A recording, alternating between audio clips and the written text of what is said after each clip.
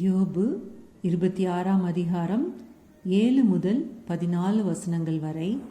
அவர் உத்தர மண்டலத்தை வெட்ட வெளியிலே விரித்து பூமியை அந்தரத்திலே தொங்க வைக்கிறார்.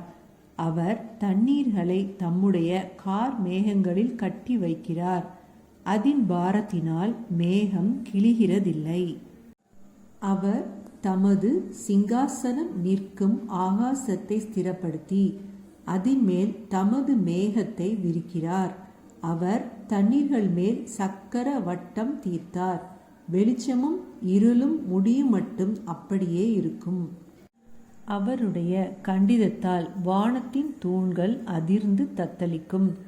அவர் தமது வல்லமையினால் சமுத்திர கொந்தளிப்பை அமர பண்ணி தமது ஞானத்தினால் அதின் மூர்க்கத்தை அடக்குகிறார்.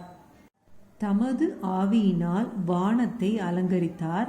அவருடைய கரம் நெளிவான சர்ப்ப நட்சத்திரத்தை உருவாக்கிற்று. இதோ இவைகள் அவருடைய கிரியையில் கடைக்கோடியானவைகள். அவரை குறித்து நாங்கள் கேட்டது எவ்வளவு கொஞ்சம். அவருடைய வல்லமையின் இடி முழக்கத்தை அறிந்தவன் யார் என்றான். ஆமேன். ஹல்லேலூயா.